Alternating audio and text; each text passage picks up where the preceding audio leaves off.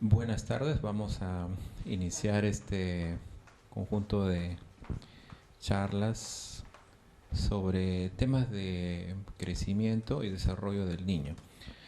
Este es un tema esencial porque si nosotros hacemos una adecuada evaluación de cómo está creciendo el niño, cómo está madurando, cómo está desarrollando, cómo está evolucionando sus habilidades, su peso, su talla, su perímetro cefálico, probablemente vamos a tener un niño con mucha mayor probabilidad de adaptarse a su medio ambiente y lograr optimizar lógicamente su desarrollo cerebral, ¿no? Para que pueda adaptarse de una manera adecuada a nuestra sociedad. Hablemos entonces inicialmente de lo que es crecimiento. Y el crecimiento se considera como un fenómeno de aumento de número de células, eso se llama hiperplasia, pero también se refiere al aumento del tamaño celular, ¿no? Y este fenómeno se llama hipertrofia. Es decir, el crecimiento entonces está confluyendo dos procesos que son de hiperplasia e hipertrofia. Este proceso de crecimiento se inicia desde el periodo fetal y es en este periodo en realidad donde el crecimiento es mucho más intenso, más rápido. De hecho, es el periodo de mayor intensidad de crecimiento y desarrollo de toda la vida. Existe aquí una alta tasa de división celular, es decir, la hiperplasia celular es máxima en este periodo y podemos estratificar incluso el periodo fetal dentro de lo que se conoce como 4 a 18 semanas, donde es un periodo que se caracteriza principalmente por hiperplasia. Hay una mitosis celular muy alta y el tamaño celular es pequeño, ¿no? En cambio, ya a las 18 a 27 semanas de gestación, los procesos de hiperplasia e hipertrofia se van equilibrando. Es decir, disminuye el índice mitótico que era elevado, ¿no? Y aumenta ya de manera progresiva el tamaño celular. A partir de la semana 28, ya el proceso predominante es la hipertrofia. El índice mitótico disminuye aún más y lo que predomina es el aumento del tamaño celular.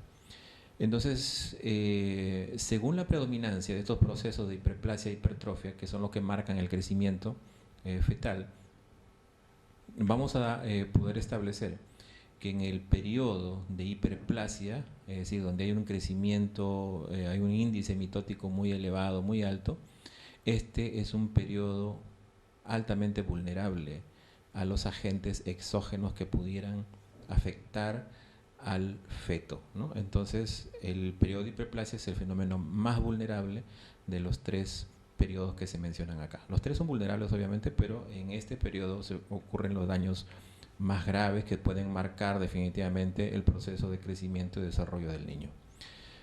Todos nosotros sabemos, ¿no?, que en el periodo fetal hasta las 12 semanas tenemos que tener mucho cuidado debido precisamente a este crecimiento elevado, rápido, de algunas sustancias que pueden afectar el crecimiento del niño, ¿no? Conocemos ya muy bien el alcohol, el tabaco, ¿no? Infecciones intrauterinas, enfermedades, algunas drogas, medicamentos, etcétera, ¿no? Entonces, este es un periodo de alta vulnerabilidad en el crecimiento y desarrollo del feto.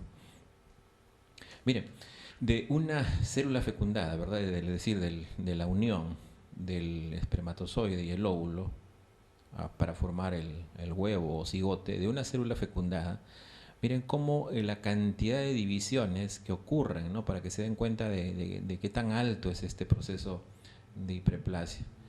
Hacia la séptima semana se han producido 1,3 por 10 a la 9 divisiones. Ya faltan ceros, ¿no?, para poder realmente colocar acá a la derecha. Y hacia la 21 semana de gestación, es decir, a la mitad del embarazo aproximadamente, han ocurrido 2,2 10 a la 11 divisiones de células, ¿no? Y el recién nacido tiene más o menos 2 por 10 a la 12 divisiones celulares que han ocurrido, ¿no? Desde la célula fecundada. Y en el adulto es 6 por 10 a la 13 divisiones que ocurren ya hasta la etapa definitiva de crecimiento. Como podemos ver también aquí, va decreciendo, ¿no? Cada vez los fenómenos de hiperplasia de divisiones son cada vez menores, como ustedes pueden ver acá. Entre la séptima a la 21 semanas han ocurrido, bueno, se ha multiplicado por 2 ceros virtualmente las divisiones. Al recién nacido solamente por un cero. Y del recién nacido a la adultez solamente por un cero también. Es decir, las divisiones celulares van disminuyendo progresivamente para dar paso, como mencionamos aquí, al fenómeno principalmente de hipertrofia. Entonces, en el periodo fetal ocurren 74 divisiones aproximadamente, ¿no? Celulares del huevo o cigote que pesa esta cantidad de cero, que no lo sé ni leer muy bien, de 0,000 gramos, ¿no? Una 10 milésima de gramo, más o menos era esto, algo así. Llega a pesar en el recién nacido 3.500 gramos. Es decir, ustedes pueden multiplicar esta cantidad que pesa el óvulo fecundado, ¿no? A lo que pesa un recién nacido. Pueden darse cuenta la cantidad de veces que se multiplica para poder obtener este peso. Es decir, hay un crecimiento, ¿no? en el peso bastante grande, una multiplicación del peso bastante grande. La longitud también, ¿no? La célula fecundada, ¿no? Alcanza en el recién nacido pues aproximadamente los 50 centímetros en promedio. Esto hace que el coeficiente multiplicador, ¿no? En cuanto a longitud sea de 3.850 veces, ¿no?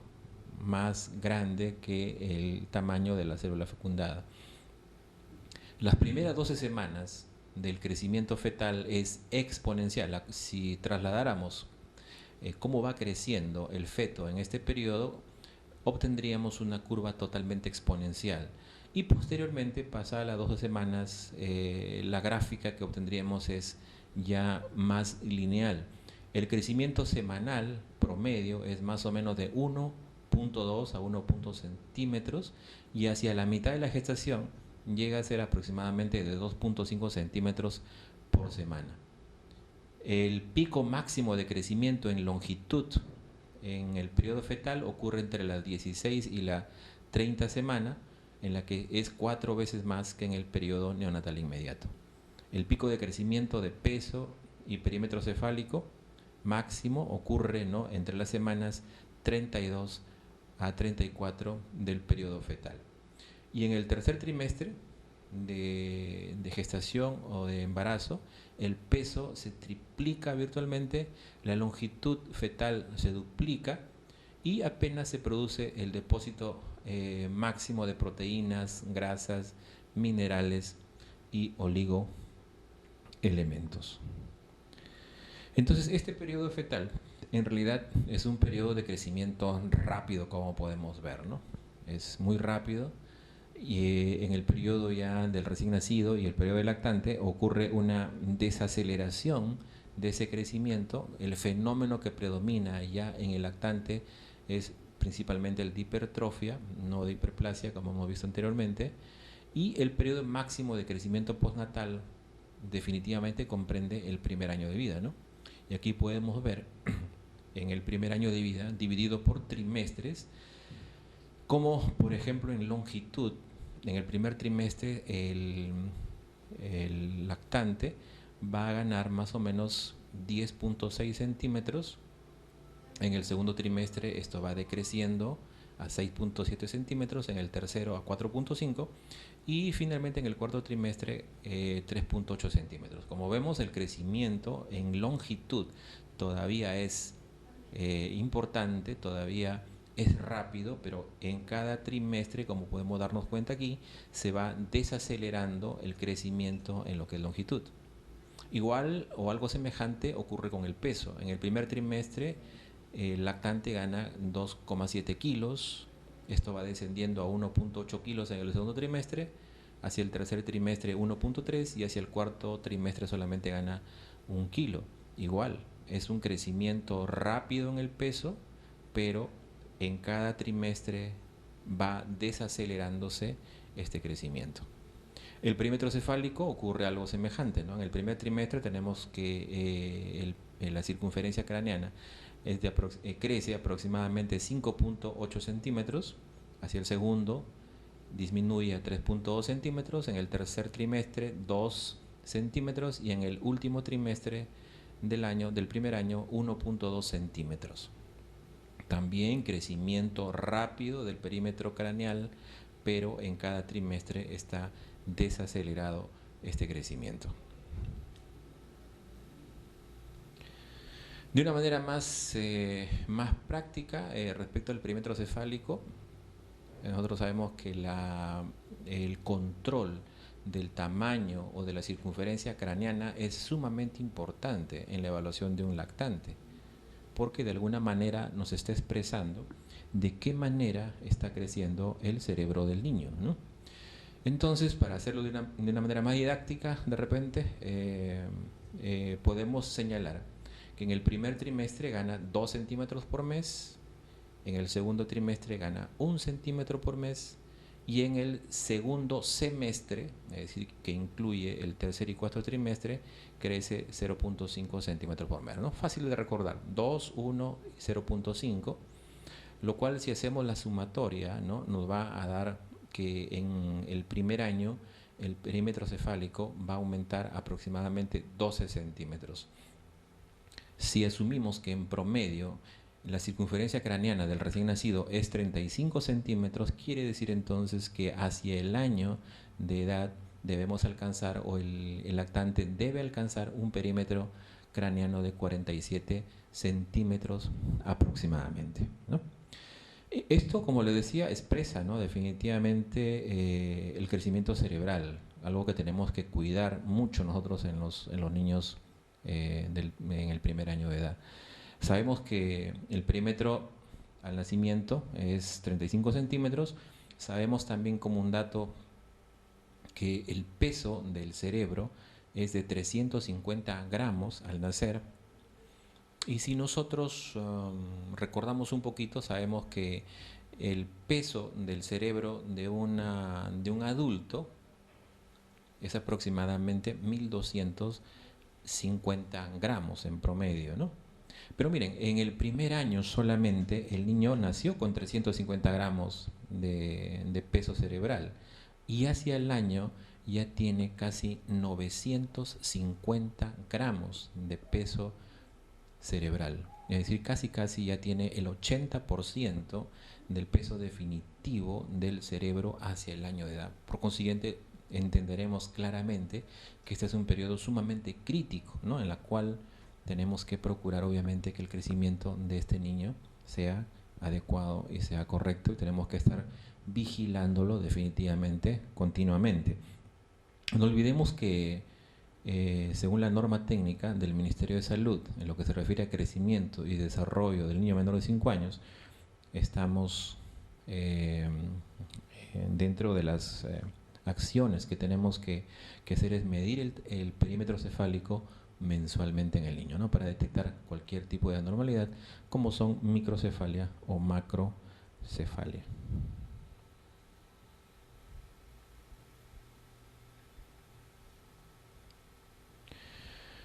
Entonces, vemos que todavía en el primer año el crecimiento es rápido, aunque desacelerado. Miren acá algunos datos importantes, interesantes, que debemos recordar y fijar. Al final del primer año se experimenta un incremento de longitud del 50% respecto a la longitud de nacimiento. Es decir, el niño nace con una longitud de 50 centímetros en promedio y hacia el año ya tiene 75 centímetros u 80 centímetros. Es decir, se ha incrementado el 50% de la longitud al año de edad. El peso se ha incrementado en un 200%. Nació con 3.5 kilos aproximadamente en promedio, un niño término sano, y al año ya tiene 10 kilos, es decir, ha ganado 6,5 kilos, es decir, un incremento del peso del nacimiento de aproximadamente 2 veces y del perímetro cefálico en un 35%. Nació con 35 centímetros y hacia el año ya tiene 47 centímetros, ¿no? Son datos interesantes que tenemos que recordar.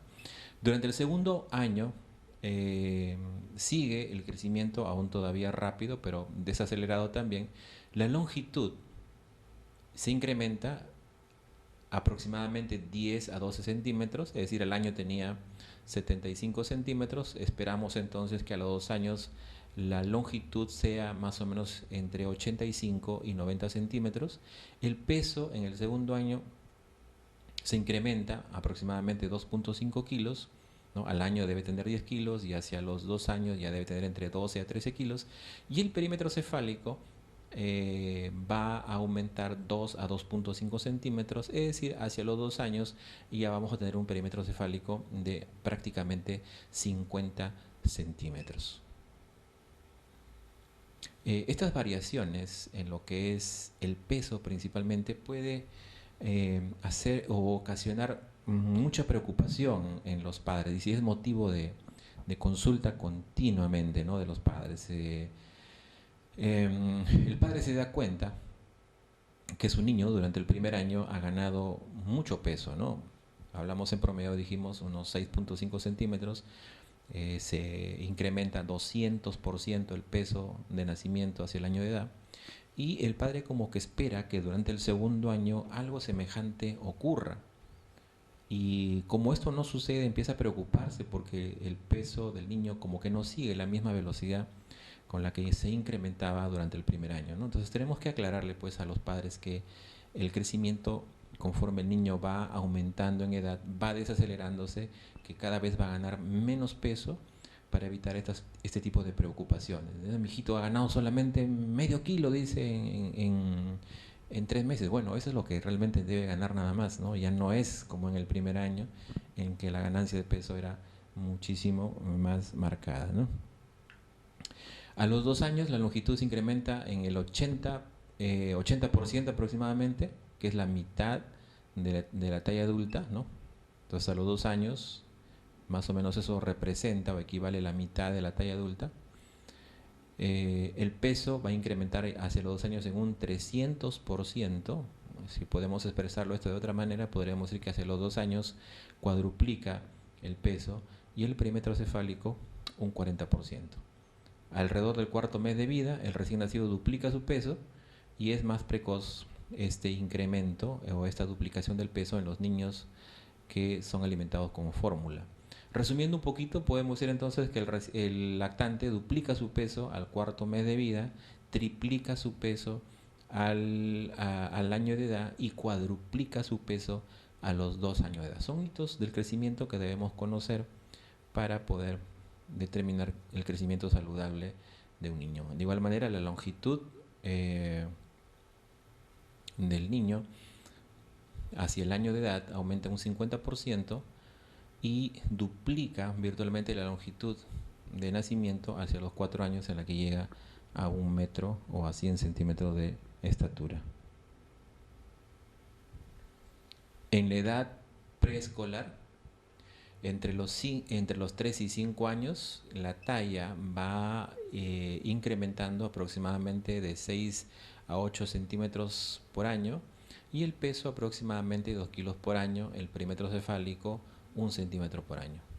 A los 4 años, como ya mencionamos anteriormente, la longitud o la talla se va a duplicar, llega ya a 100 centímetros a 1 metro en estatura y aumenta principalmente la longitud de las piernas y disminuye la grasa subcutánea.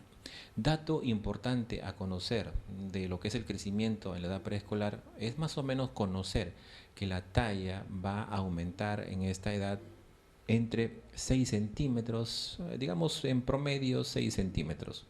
Eso nos va a permitir nosotros también poder darnos cuenta si la velocidad de crecimiento del niño es correcta o no.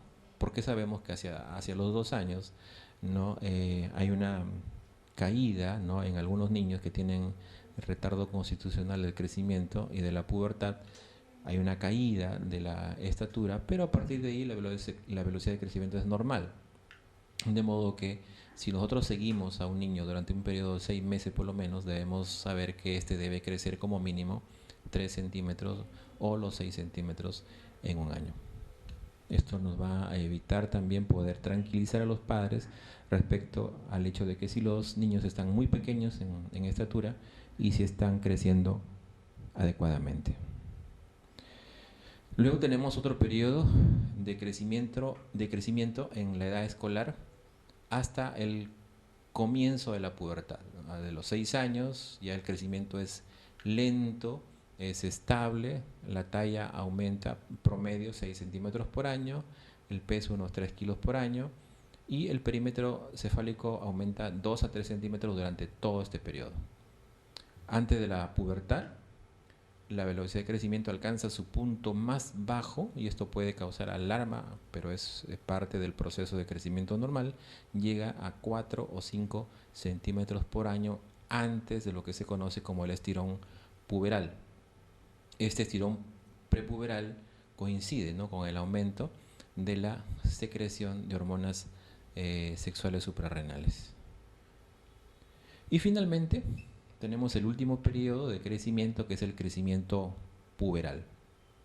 El crecimiento puberal se va a iniciar porque se activa el eje hipotálamo pituitario gonadal, en la que participan una serie de hormonas que van a controlar, que van a modular este proceso, como son los esteroides sexuales, la hormona de crecimiento, los factores insulínicos y las hormonas tiroideas. En este periodo existe una aceleración de la velocidad de crecimiento y maduración de los órganos sexuales. Entonces, si hiciéramos una curva entonces del crecimiento desde el periodo fetal hasta la pubertad, vamos a encontrar dos momentos en los que ocurre aceleración de la velocidad del crecimiento. Este es en el periodo fetal y en el periodo puberal, de modo que la curva de crecimiento se comportaría como una doble curva sigmoidea. Se inicia entonces un periodo de crecimiento acelerado que va a durar, el máximo periodo de crecimiento va a durar entre 2 a 3 años, culmina con un pico de máxima velocidad de crecimiento y luego viene una desaceleración hasta alcanzar la talla definitiva adulta, ¿no? Hay una variación fisiológica de comienzo de la pubertad entre 4 a 5 años aproximadamente. Sabemos que en las niñas puede ocurrir entre los 8 años hasta los 13 años y en los niños desde los 9 años hasta los 14 años. También conocemos que en las niñas el inicio de la pubertad ocurre año y medio o 2 años antes que en los varones.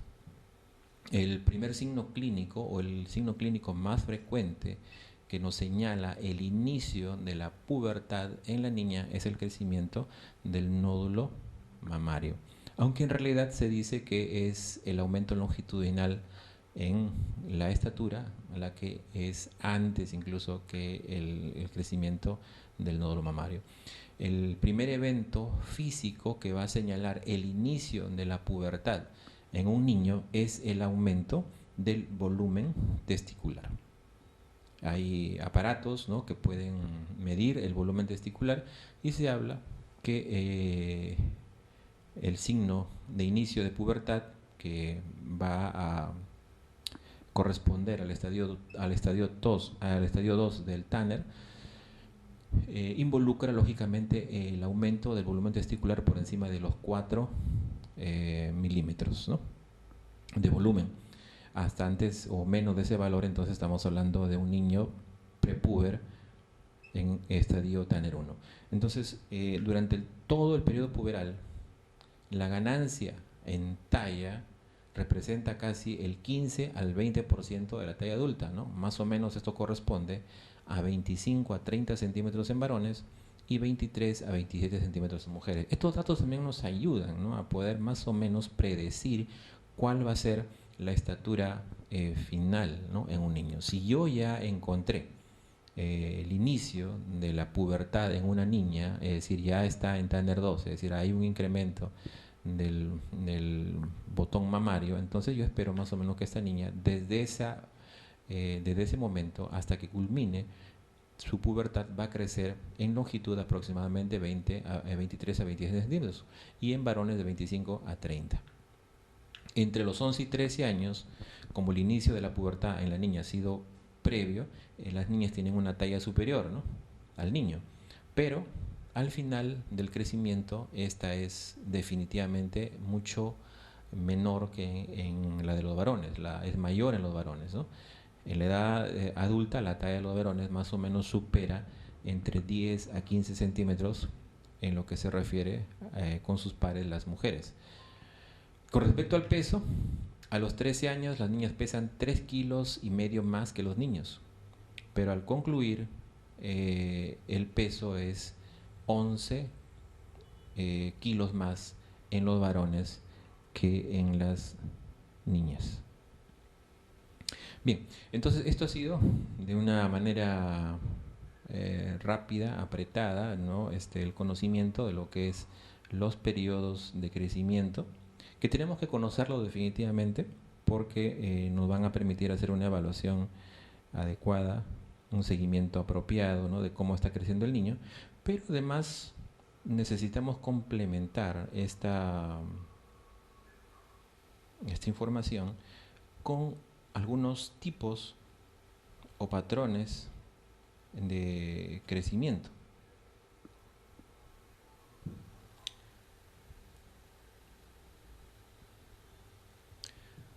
Existe un patrón general de crecimiento. A esto se llama la curva de tipo general de Scammon. Digamos que esta es la curva, una representación gráfica que sigue el organismo en su conjunto. Como ya adelantamos antes, esta curva sigue un modelo bifásico de curva sigmoidea y tiene dos periodos de incremento rápido, ¿no?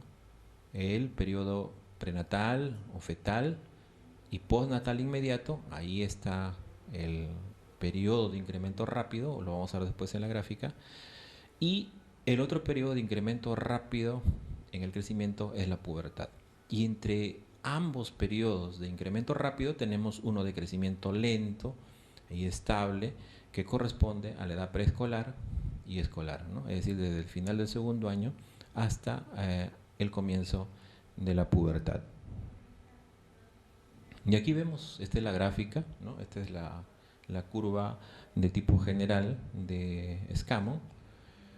Y vemos en la línea gruesa, que acá estoy señalando con el puntero, vemos aquí cómo esta curva tiene una pendiente mucho mayor desde el nacimiento,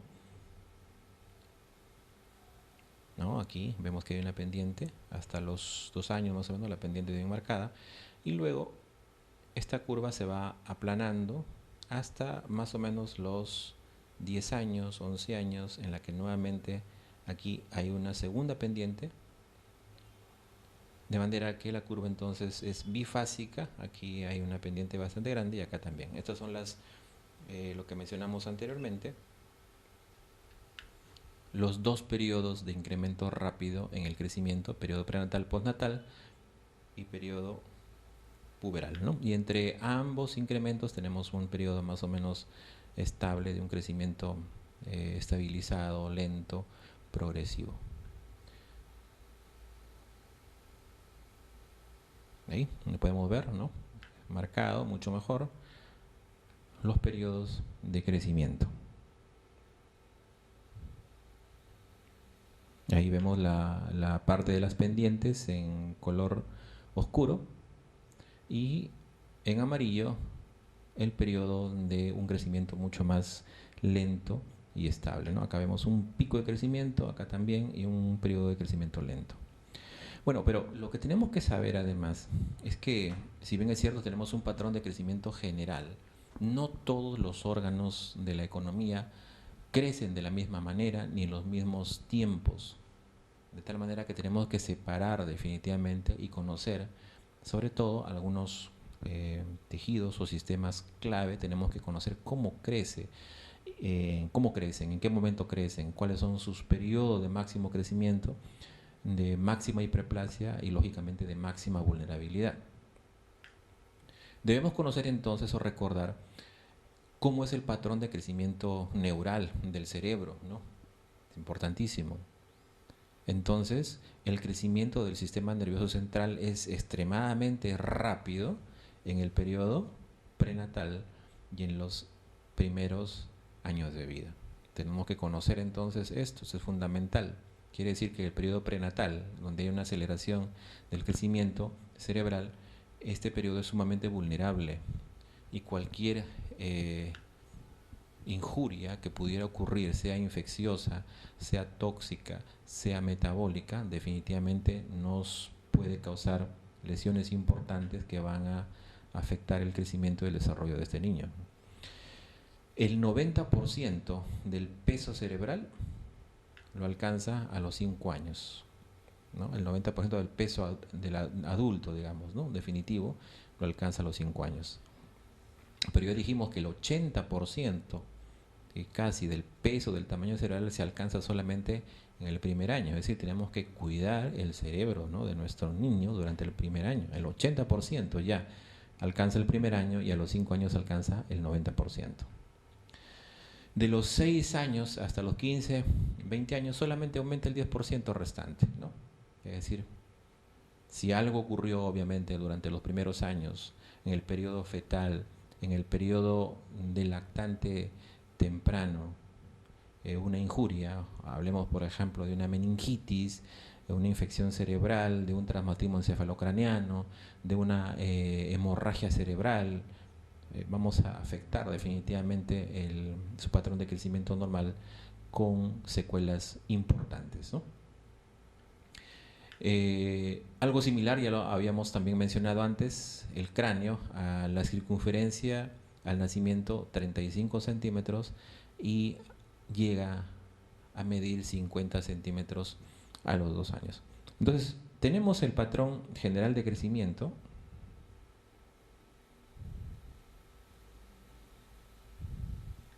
Tenemos el patrón general de crecimiento, lo que estaba acá con líneas, la línea gruesa, azul.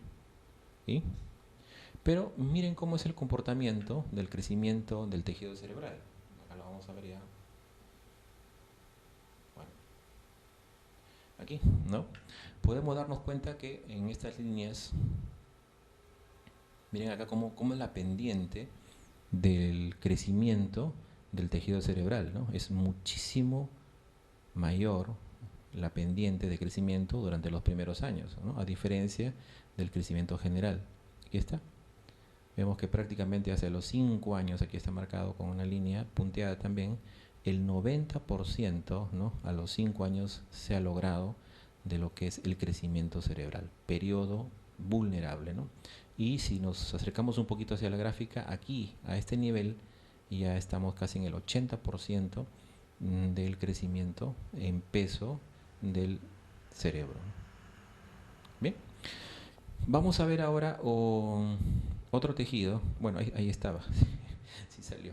Ahí podemos ver entonces la curva, ¿no?, claramente distinta al patrón general de crecimiento. Ven acá, muchísimo mayor, muchísimo más acelerado el crecimiento cerebral durante los primeros años, ¿no? Muy bien. Luego tenemos otro tejido que también necesitamos conocer, que es el tejido linfoide. Aquí tenemos el timo, tenemos los nódulos linfáticos, las vegetaciones, las amígdalas. Estas estructuras van a experimentar un notable desarrollo en los primeros años de vida. Tanto así que a los 5 años de edad ya ha alcanzado prácticamente el 100% del tamaño del adulto. Pero esto no queda aquí, ¿no? El niño sigue creciendo y a los 12 o 13 años el crecimiento de las estructuras linfoides alcanza hasta el 180%. Y luego, a partir de los 12 a 13 años, empieza a decrecer, ¿no?, el tamaño del tejido linfoideo casi a la mitad, para que recién casi a los 20 años corresponda nuevamente a lo que tenía el tamaño de los 5 años aproximadamente, ¿no? Entonces podemos entender, si nosotros sabemos que los tejidos, el cerebro, el tejido linfoideo, no crecen de la misma manera, no crecen en los mismos tiempos, sino que tienen un patrón distinto, podemos entender entonces algunas de las patologías también del niño, ¿no? Muchas veces hemos confundido en las visitas médicas la sombra tímica con una telectasia, con una neumonía, ¿no? Precisamente porque el timo es tan grande que la sombra que proyecta en la radiografía de tórax es enorme, ¿no? Y a veces lo confundimos, pensamos que ahí está la neumonía, ahí está la telectasia, pero no es así, es solamente el timo grande. También podemos entender cómo los padres se preocupan fácilmente porque les crecen ganglios a los niños. A veces solamente van por eso a la consulta, porque le encontraron una bolita en la cabeza, una bolita en el cuello, ¿no? Una bolita debajo de la mandíbula, preocupados porque piensan que es un tumor o algo serio, algo grave. Y tenemos que explicarles que esto ocurre precisamente porque este tejido, ¿no? Los ganglios linfáticos, los nódulos linfáticos, las amígdalas, pues crecen mucho durante este periodo. También tenemos situaciones de niños con problemas de adenoides, por ejemplo, ¿no? También niños respiradores bucales que por el aumento de las adenoides también, ¿no? Tienen este tipo de problemas muchas veces. Pero como vemos, esto llega a un momento máximo de crecimiento y luego empieza a disminuir progresivamente, ¿no? Entonces podemos entender y podemos tranquilizar también a los padres si conocemos el patrón de crecimiento de este componente. Y aquí lo vemos, ¿no? Miren acá, miren esta curva completamente distinta, miren esta pendiente, ¿no? Hasta dónde llega, ¿no? Acá. Hasta 180% más o menos a los 12 años y luego ya en la adultez vuelve nuevamente al tamaño que tenía cuando cumplió 5 años. Lo podemos ver, creo, un poco marcado también. Ahí está. Miren, ¿no? Miren ese patrón de crecimiento de este tejido totalmente distinto. Y ahí vemos, a los 5 o 6 años alcanza el 100% de su crecimiento y luego a los 11, 12 años alcanza hasta el 180% de su tamaño para alcanzar finalmente a los 20 años nuevamente el mismo crecimiento que tenía a los 6 o 7 años. Luego tenemos otro sistema, el aparato reproductor, que también tiene un crecimiento distinto, ¿no? Las gónadas, los genitales externos se van a también podemos observar su crecimiento en dos fases. Una fase embrionaria, fetal. Aquí en este periodo se va a diferenciar, va a ocurrir la diferenciación sexual. Luego hay un crecimiento lento también, con pocos cambios o sin cambios, y con un incremento mínimo del tamaño, ¿no? A excepción del ovario, ¿no? Y luego en una segunda fase que se inicia con la pubertad y en un periodo de 3 años tiene lógicamente, ¿no? una fase de crecimiento rápido donde se va a completar el desarrollo gonadal, los caracteres sexuales secundarios y va a alcanzar la maduración o la capacidad reproductiva del niño o de la niña, ¿no? O del adolescente o del puber. Igualmente acá también miren cómo tenemos otra forma, otro patrón. Vemos que aquí el crecimiento de gonadal, ¿no? Es muchísimo más lento, la pendiente es mucho más pequeña, es mucho más estable y solamente se aprecia, ¿no? Un incremento, una pendiente bastante grande cuando el niño llega a la etapa puberal en la que sí hay un crecimiento acelerado de este tejido. Si recordamos entonces nuevamente, lo estamos viendo ya varias veces esta gráfica, en los periodos de máximo crecimiento, donde la velocidad de crecimiento es mayor, donde la pendiente de la curva de crecimiento del tejido es máximo, esos son los periodos vulnerables. Todo lo que pueda ocurrir en este periodo que estoy viendo aquí, de lo que es, por ejemplo, del aparato reproductivo, todo lo que pudiera ocurrir aquí del sistema linfoideo, del sistema cerebral, tiene una repercusión importante en el crecimiento y el desarrollo del niño, ¿no? Tenemos que cuidar entonces esos periodos vulnerables si conocemos cómo se comporta el crecimiento. Y finalmente, también el tejido adiposo, que pareciera ser un tejido pasivo, ¿no? También experimenta cambios y tiene un patrón de crecimiento específico, ¿no? El tejido adiposo va a aumentar rápidamente en el primer año de vida. Se dice que este crecimiento del tejido adiposo va a ser mucho mayor, obviamente, en los niños que son alimentados con fórmula, con respecto a los que son alimentados con leche materna, ¿no? Inicialmente los estudios que se han hecho es que ambos van a aumentar rápidamente el peso del niño, pero empieza una desaceleración pequeña del crecimiento en peso cuando el niño está amamantado con leche materna, a diferencia de la fórmula que sigue a partir del cuarto mes siguiendo una curva mucho más alta de crecimiento en lo que se refiere al peso. Entonces, del nacimiento al año de edad se pasa más o menos de 11.4% del peso corporal de tejido adiposo a un 25.6%, es decir, prácticamente se duplica, ¿no?, la grasa corporal, tanto en niños o en niñas al año de edad. Pues acá tenemos los niños gorditos, robustitos, ¿verdad? Entonces, prácticamente el crecimiento del tejido adiposo en este periodo ha sido importante, ¿no? Se ha duplicado prácticamente el tejido adiposo. Entre los 4 y 8 años hay un descenso del tejido adiposo y a partir de los 10 años nuevamente un aumento significativo que es mucho más manifiesto en las mujeres, ¿no?, que va a continuar en la pubertad. Recordemos que en las mujeres este tejido adiposo se va a centralizar básicamente en lo que son la zona mamaria, ¿no?, en las caderas. Los varones disminuye, para al final el crecimiento, la proporción de grasa corporal, lógicamente, ¿no?, es mucho mayor en las mujeres que en los varones. Estas diferencias, ¿no?, entre las tasas, el tiempo de crecimiento, quedan también reflejadas en los diferentes órganos, ¿no? El incremento del peso del nacimiento a la maduración de los órganos genitales es de 30 a 40 veces, el del corazón de 15 veces y, por ejemplo, la glándula suprarrenal solamente 5 veces. Es decir, el tejido o los tejidos no crecen a la misma velocidad, no se multiplican las mismas veces, y eso tenemos que individualizar entonces para poder conocer adecuadamente cómo es que crece un niño y cómo crecen también los tejidos, cómo crecen los órganos, para poder darnos cuenta de cuáles son los periodos vulnerables en su crecimiento. Muy bien, entonces hemos hecho una síntesis, porque este es un tema muy amplio realmente, de lo que es crecimiento en el niño.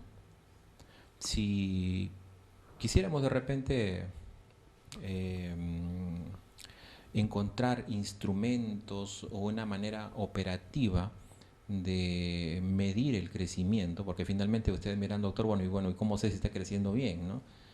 Definitivamente los instrumentos que se utilizan o que utilizamos en la práctica clínica, por ser confiables, por ser sencillos y por ser económicos, son la valoración de un crecimiento adecuado a través de estándares de crecimiento, y estamos utilizando nosotros pues la que recomienda la Organización Mundial de la Salud, que la aprobó en el año 2006, y son las que nos sirven a nosotros como referencia de un crecimiento normal del niño y la niña. Entonces pues tenemos que medir adecuadamente, ¿no?, el peso del niño, tomando todas las especificaciones técnicas para hacerlo de manera correcta, teniendo el instrumento apropiado también para hacerlo, igualmente con la longitud, con el perímetro cefálico, etcétera, ¿no?, para no causar confusiones, porque también existen muchas distorsiones en las mediciones que lo único que hacen es confundir también a los padres, ¿no? Hemos tenido casos de niños que en el hospital le dan un peso, cuando va a su centro local, a su posta o a su centro de salud, le dan otro peso, y a veces el padre también se preocupa y lo lleva a un médico de su confianza y le da otro peso. Entonces el padre termina confundido, no sabe a quién creer. Para eso necesitamos entonces pues tener instrumentos adecuados, calibrados para evitar ese tipo de distorsiones, ¿no?, que ocurren cuando se hacen las mediciones o cuando no las hacemos de una manera correcta. Esa es la manera entonces, ¿no?, a través del peso, talla, perímetro cefálico, a través de medición de algunos pliegues. En el caso de la pubertad podemos, a través del examen físico, a través de mediciones también con aparatos que miden el volumen testicular, podemos darnos cuenta si los patrones de crecimiento, si el crecimiento está correcto o no, tomando en cuenta siempre una guía o un patrón de referencia que es la de la OMS. Muy bien, no sé si hubiera alguna pregunta, vamos a pasar a otro tema.